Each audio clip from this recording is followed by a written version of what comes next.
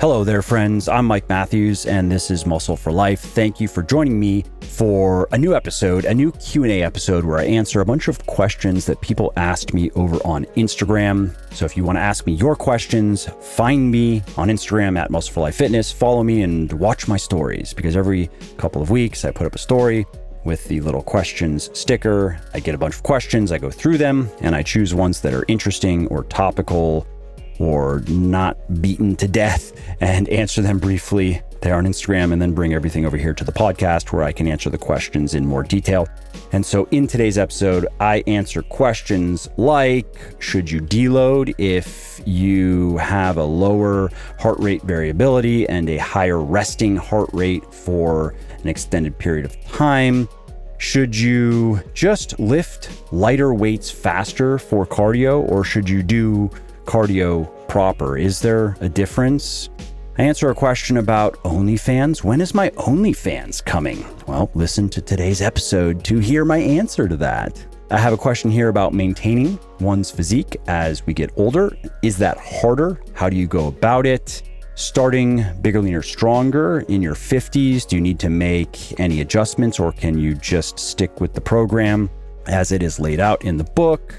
I answer a question regarding some of the biggest business mistakes I've made over the last 10 years of running Legion, my sports nutrition company, and more. Before we get started, if you like what I'm doing here on the podcast, and if you want to hear my musings on mastering the inner game of getting fit so you can reach your fitness goals faster, check out my book, The Little Black Book of Workout Motivation. In it, I share wisdom and insights from hundreds of scientific studies and scores of legendary artists, authors, entrepreneurs, philosophers, generals, and conquerors, as well as my own biggest aha moments that have helped me overcome the things that were most holding me back. Here's a little sneak peek of what you'll find inside.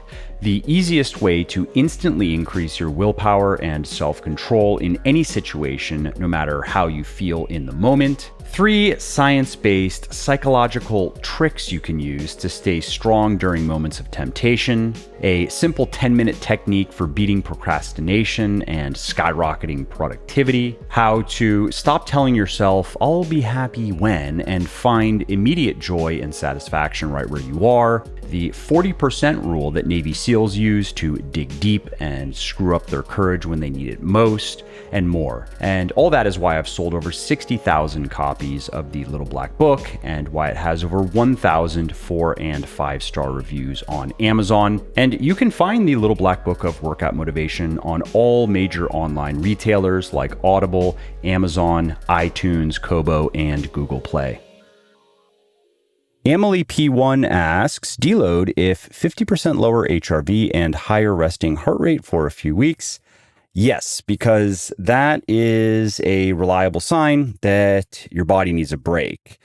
If, though, you just see daily fluctuations, especially in HRV, don't be concerned. It's the trend line that you want to pay attention to if you are going to pay attention to HRV. And I would say for most people, you don't need to pay attention to your HRV. If you are a high-level athlete and you are training multiple hours per day, 6 or 7 days per week, and generally operating at the red line or trying to operate at the red line, then it can be useful. But for those of us who go to the gym a few days per week, maybe do a few hours of cardio in addition to that, we don't need to monitor our HRV. But it's okay if you want to as well. Clayt on Late M asks, how do you feel about doing weights but lighter, higher reps and shorter rest times for cardio? I think that's fine if you're just looking to exercise, and it's certainly better than nothing, but that type of training is less effective at producing cardio-specific adaptations and benefits that moderate intensity,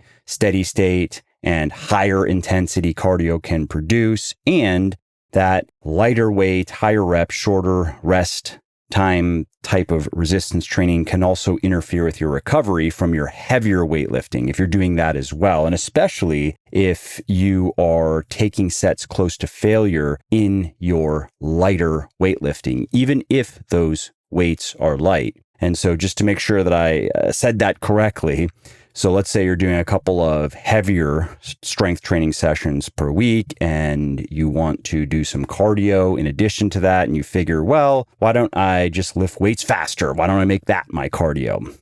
Again, if you are specifically trying to maximize the benefits of the cardio, then you will want to do cardio. And I recommend a mixture of zone 2 and high intensity. Most of it should be zone 2, maybe no more than an hour or so, maybe an hour and a half of high intensity work per week. That is going to be the most effective cardio regimen. It's going to be more effective than just lifting light weights faster. And if you lift the light weights faster, you probably are going to cut into the recovery of your heavier weightlifting sessions.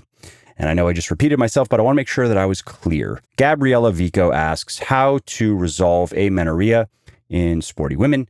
So this is often a matter of energy balance more than body composition. A common myth is that if women get or stay too lean, they are guaranteed to have problems with menstruation. That is not necessarily true. Of course, if you get too lean, then that can happen and other bad things can happen. And the same goes for men. Other bad things can happen to men if they get and stay too lean. But that is difficult to do. In women, we're probably talking about 15% body fat and below. In men, it's probably 7% and below.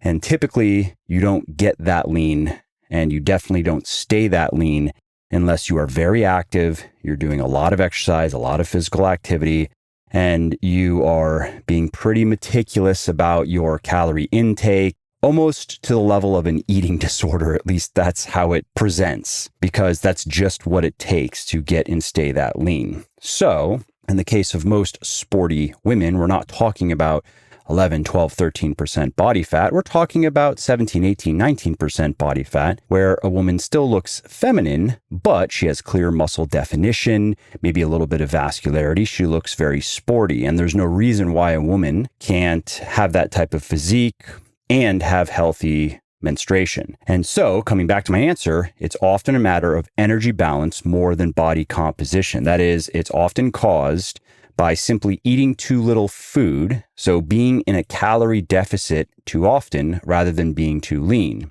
And what can be tricky here is that pattern of under-eating can be accidental. You, as the lean woman who is not getting your periods regularly, you may not be intending to be in a slight calorie deficit more often than not, but because you want to stay lean and you know about energy balance, you tend to undereat rather than overeat. And that applies to anyone who likes to stay lean, because that's just what you have to do. If it's the other way around, if you tend to overeat rather than undereat, you get fatter. And eventually then you have to explicitly cut to get back to where you like to be. So that's where you would intentionally restrict your calories to get back to the body composition that you want. And then you might repeat that pattern a few times and then get sick of repeating that pattern and consciously or unconsciously switch your eating habits to habitually undereating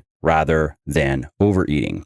And it can be relatively small calorie deficits. For example, let's say that you tend to eat a bit more food, maybe drink a bit more calories, whether it's alcohol or whatever, on the weekends, and you want to stay lean. So you just tend to eat a bit less throughout the week, and you are in a slight calorie deficit 3, 4, 5 days of the week, and then you're in a slight calorie surplus 2 days of the week. And that may balance out, and you may be able to maintain your body composition that way. However, if you are having problems with your menstruation, the several days per week in a calorie deficit, that consistent calorie deficit, might be enough to disrupt your cycle. And so if you're dealing with this, the solution is to stop being in a calorie deficit so often. You could just maintain a slight calorie surplus, and that would be the quickest and easiest way to normalize, is just go for maybe 5 to 10% more calories than you burn every day and maintain that consistently until your cycle has normalized.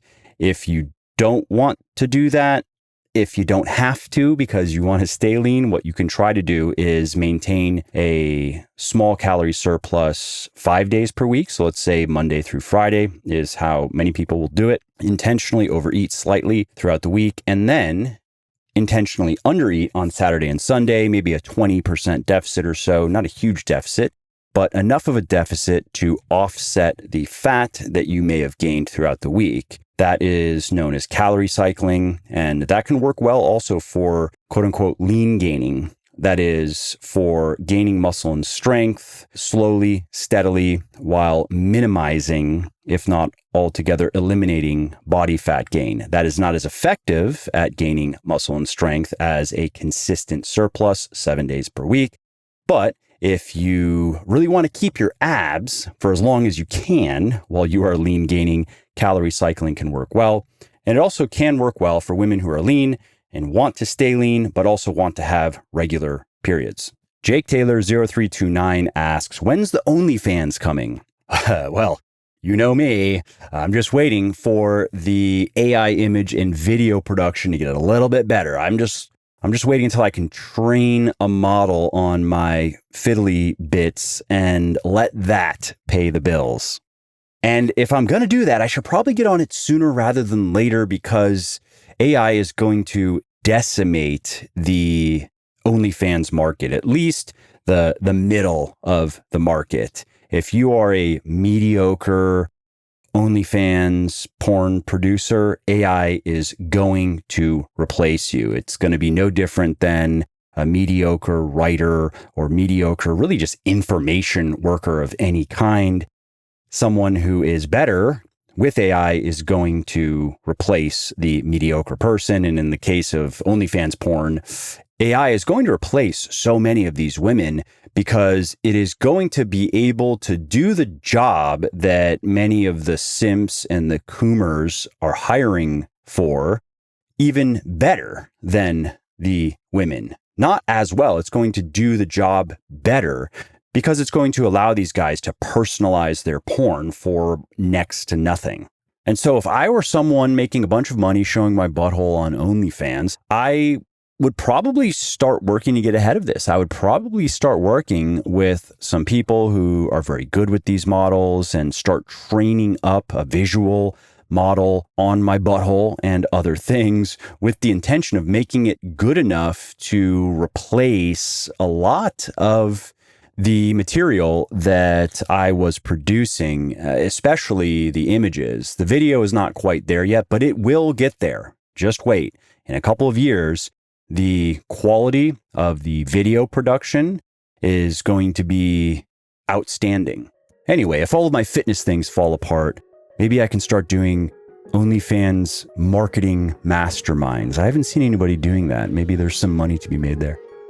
Your ability to gain muscle and gain strength is greatly impacted by how well your body can recover from your training and how strong you get in your training. And that's why it's not enough to just hammer away at the weights every week. You have to watch your calories and watch your macros. You have to maintain good sleep hygiene. You have to avoid overtraining. And you can also speed up your post-workout recovery and your muscle and strength gain with supplementation. And that's why I created Recharge. It is a 100% natural post-workout drink that boosts muscle growth, improves recovery, and reduces muscle soreness. And the reason it's so effective is simple. Every ingredient is backed by peer-reviewed scientific research and is included at clinically effective levels. Those are the amounts used in studies that found benefits. Recharge is also 100% naturally sweetened and flavored. It contains no artificial food dyes, no chemical junk whatsoever.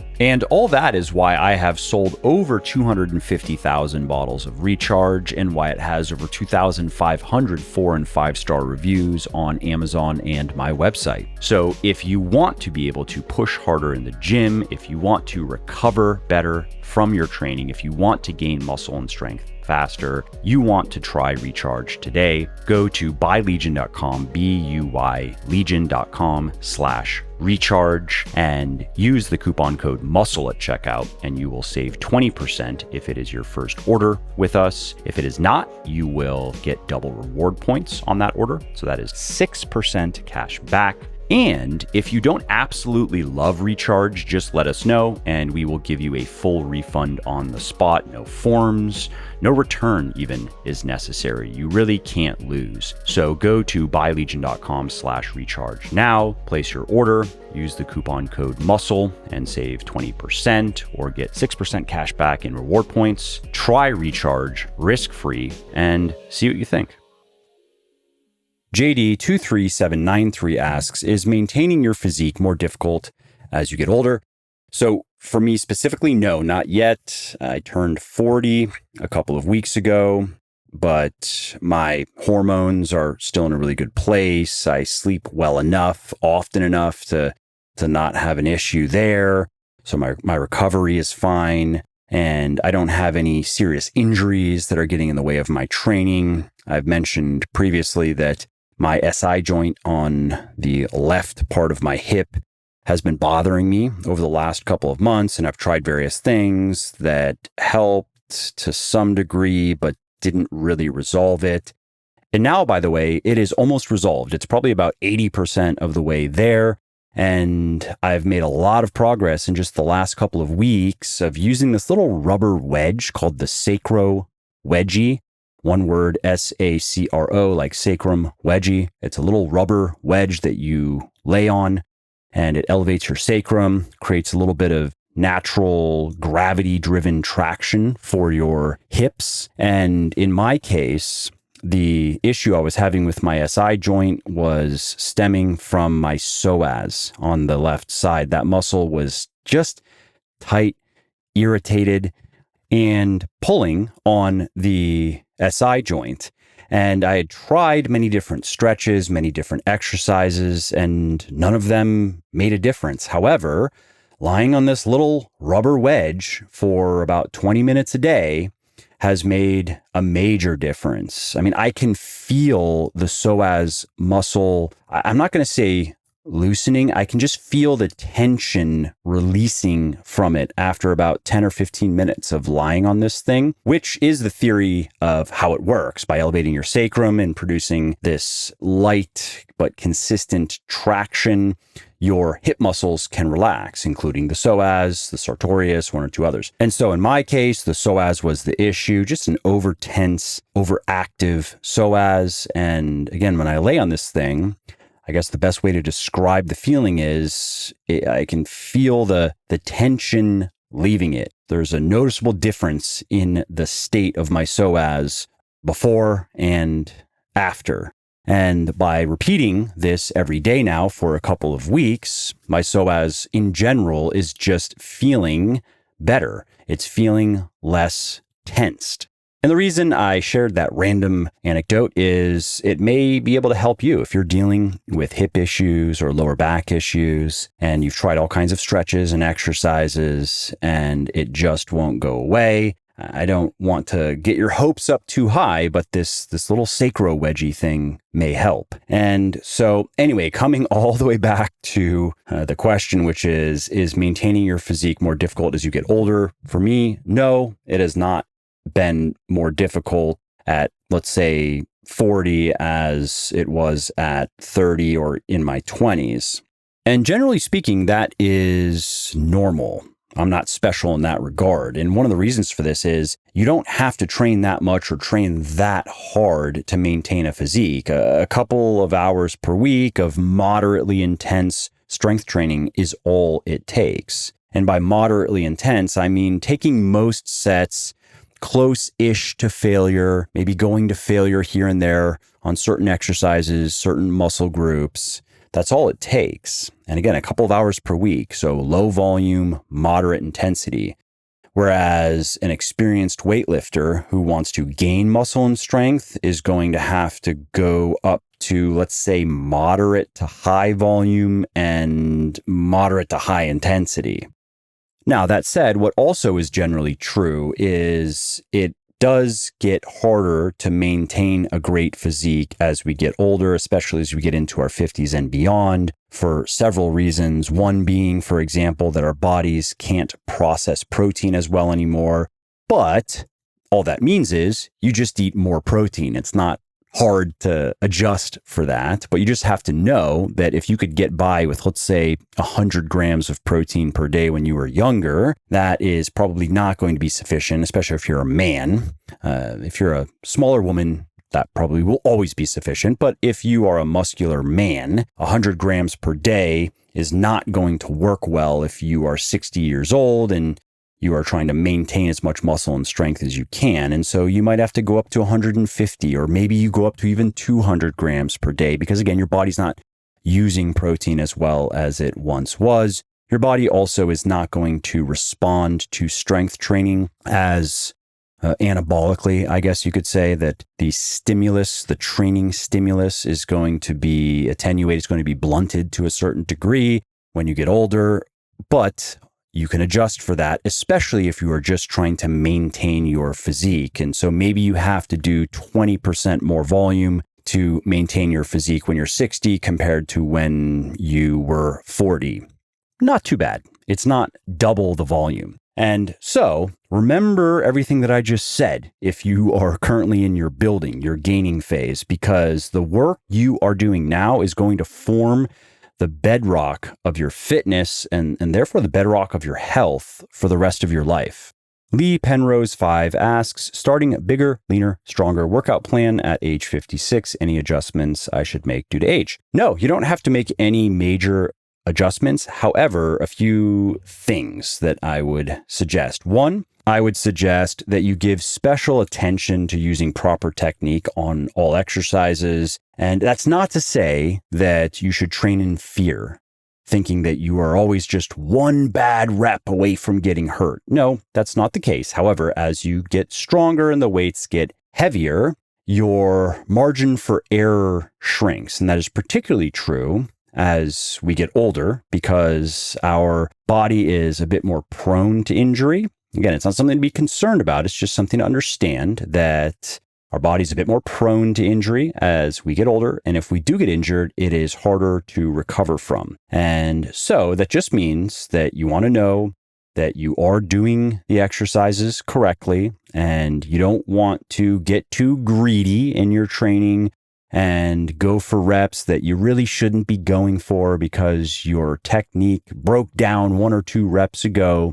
You just need to stay patient and work with what you've got day to day and week to week. Another point is don't push through pain. Instead, just find an alternative exercise that feels good. Now, I'm not talking about muscle soreness. I'm not talking about you trained your chest on Monday and now you're doing some additional pressing on Thursday and your chest is still a little bit sore and your performance is fine. That's not a problem. I'm talking about pain, something that hurts. Don't push through that because that's how you injure yourself. And sometimes it's not acute injuries, it's repetitive stress injuries, which in some ways can be even more annoying. I also recommend to deload more often if needed. If you are pushing yourself pretty hard in your training, you might need to deload every 5, 6, 7 weeks rather than 8, 9, 10, 11, 12 weeks. Also, I recommend that you don't add volume to the program simply because you want to do more or feel like you can do more. Because if you start doing too much volume, you can quickly go from feeling good, making progress, to feeling bad, not making progress. And if you don't know why, you might try to fight fire with fire and do even more volume or train even more intensely in your workouts, digging that recovery hole even deeper and increasing your risk of injury. And one final tip is to lighten the loads when your joints aren't feeling up to the 4 to 6 rep range, which is going to happen from time to time. You don't have to be concerned about that rep range, especially on the exercises that you are using it with on the program. However, if your knees aren't feeling great, if your shoulders aren't feeling great, if your lower back, your hips aren't feeling great, lighten the load until things are feeling good again. So go from 4 to 6 reps per set to 6 to 8 reps per set, or even 8 to 10 reps per set. Although I would prefer 6 to 8 if I'm squatting, deadlifting, or bench pressing or overhead pressing, because 8 to 10 can be grueling. And so 6 to 8, you also can dial back the intensity of those sets a little bit. You can calibrate the weight to leave, let's say, 3 or 4 good reps still in the tank rather than 1 to 2. Do that for, let's say, a couple of weeks until your joints are feeling good again. And then you can go back to the slightly heavier loads and slightly higher intensities. Okay, Lyndon Sepp asks, what are some business mistakes that set Legion behind? The top 5 are: 1, hiring the wrong people. I made some really bad hires, particularly related to business growth, that set the business back significantly. One in particular, if I would not have hired that person and made that mistake, Legion would be at least double its current size. I say that with a high degree of certainty. Another big mistake was not hiring enough people, staying too lean for too long. Another one was not hiring quickly enough. So seeing that there was an opportunity that could produce a lot of growth, or seeing a problem that needed to be resolved, and understanding that the only way to really seize on that opportunity or resolve the problem was hiring people. We just need more people, and then not doing that quickly enough. Also not firing certain people quickly enough, allowing some of the wrong people to stay on for too long. And that has held us back quite a bit, actually, again, in the case of one person in particular. And then finally, neglecting high impact avenues of growth like influencer marketing. We didn't get serious about that until just a couple of years ago. Affiliate marketing, that's still just getting established. And paid acquisition, meta advertising in particular. We've dabbled in it here and there over the years, but we never made it a high enough priority to warrant the type of investment that's required to really make Meta's marketing, its advertising, go. We stayed in the kiddie pool of remarketing for way too long, which is much easier to do, and it's much less expensive than new customer acquisition. However, if you are going to make the most of Meta's advertising, and if you are going to use it to drive a significant amount of business growth, you have to crack that. You have to figure out new customer acquisition. Remarketing is only going to get you so far. And I guess another mistake was neglecting retail for as long as we have. It did allow us to focus on our e-commerce, and we've built a really strong e-commerce platform. But there really is no reason why we couldn't have been building the e-commerce platform and the retail platform in parallel. It would have required hiring the right team of people who are hard to find and expensive, but can be found and can be hired. You just have to estimate the effort properly and estimate the cost properly and understand what it is really going to take to get your team of people who can really build you a successful retail program. And then you have to support those people with a lot of capital that needs to go into marketing and needs to go into products. I think about 5 million is about right to go about retail correctly. And by that, I mean to go about it in a way that is likely to work long term. Because of course, just selling into retailers is not the goal. Selling through is the goal. You have to sell through to really turn retail into a successful profit center for the business.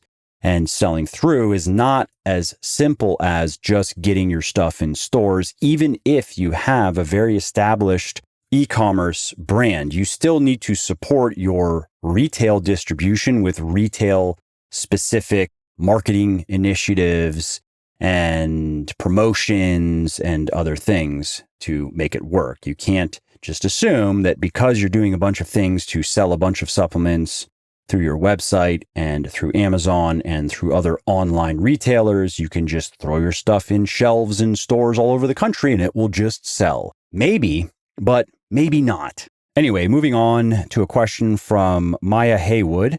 She asks, are all diuretic products a scam? Do any help with water retention? Yes, all natural diuretic supplements are basically a scam, and no, they are not going to help with water retention.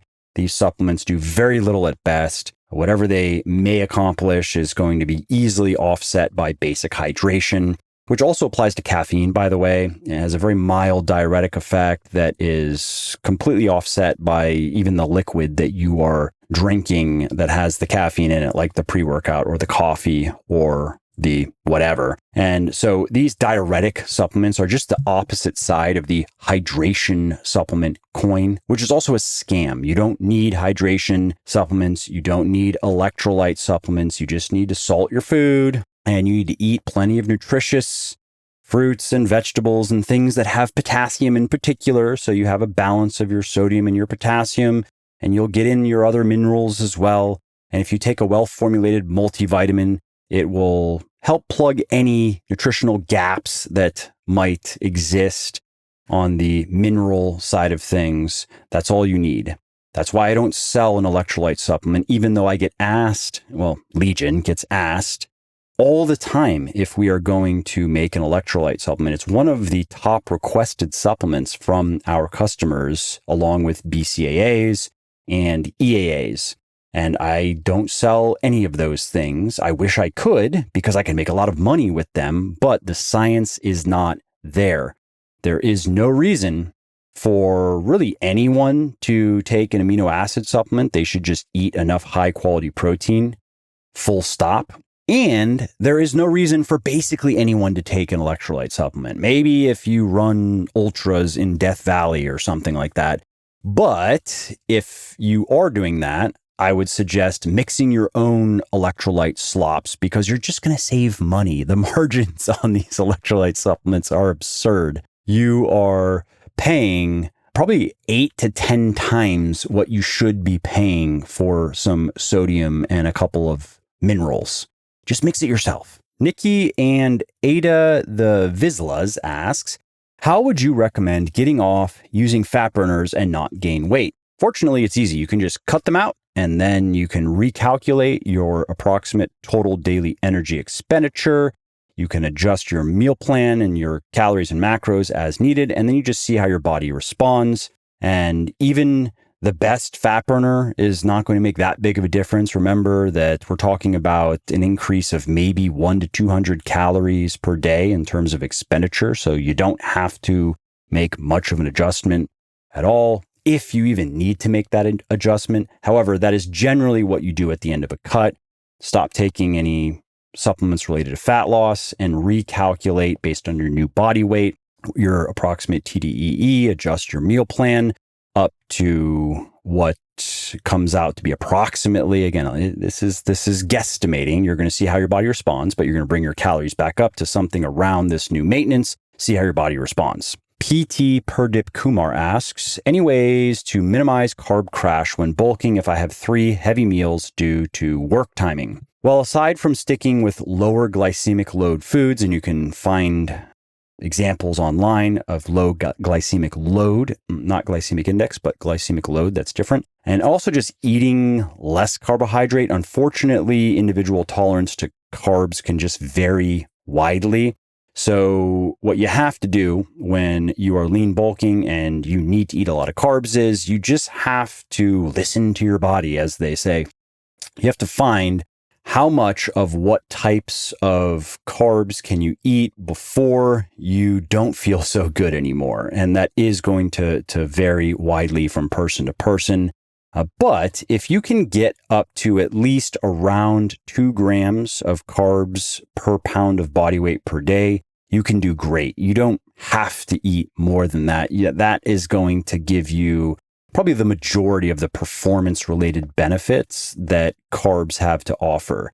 That may not be entirely accurate because, again, some people respond really well to carbs and they can get upward of 3 grams per pound of body weight per day and feel great and perform great and really notice a difference at 3 grams per pound per day compared to 2 grams per pound per day. But I think that's a fairly good target for most people. If you can get up to at least 2 grams of carbs per pound of body weight per day when you're lean bulking, that should be sufficient as far as carbohydrate intake goes. Now, of course, you also want to make sure that you are consistently maintaining a calorie surplus and you are achieving progressive overload in your training and getting enough sleep and recovery and so forth. But as far as carbs go, 2 grams per pound of body weight per day is a good milestone to shoot for. The Ryan Cooper asks, if I want bigger legs, will 2 leg sessions work, 1 quad and 1 hammy dominant? Generally, 2 lower body, quads and hams sessions per week will work better than 1 quads and hams session per week because of the increased frequency. So yes, however, you don't necessarily have to make one quad focused and the other hamstring focused. You can do that if you want, but that may not work if you have to do fairly high amounts of volume to see the results that you want to achieve. So let's say, for example, you need to do 12 to 15 sets of quads and hamstrings per week. That's what you're shooting for. Can you do that in 2 workouts with one being all of your quad volume and the other being all of your hamstring volume? I suppose you could, but it's probably not going to work as well as doing a bit of both in each. So just cutting the volume in half, doing, let's say, 6 to 8 sets for both your quads and your hamstrings in session A and session B. That approach is almost certainly going to work better. So that's how I would do it, and that's how I would generally recommend it. How many calories should you eat to reach your fitness goals faster? What about your macros? What types of food should you eat, and how many meals should you eat every day? Well, I created a free 60-second diet quiz that'll answer those questions for you and others, including how much alcohol you should drink, whether you should eat more fatty fish to get enough omega-3 fatty acids, what supplements are worth taking and why, and more. To take the quiz and get your free personalized diet plan, go to muscleforlife.show/diet quiz, muscleforlife.show/diet quiz now. Answer the questions and learn what you need to do in the kitchen to lose fat, build muscle, and get healthy. Well, I hope you liked this episode. I hope you found it helpful. And if you did, subscribe to the show because it makes sure that you don't miss new episodes. And it also helps me because it increases the rankings of the show a little bit, which of course then makes it a little bit more easily found by other people who may like it just as much as you.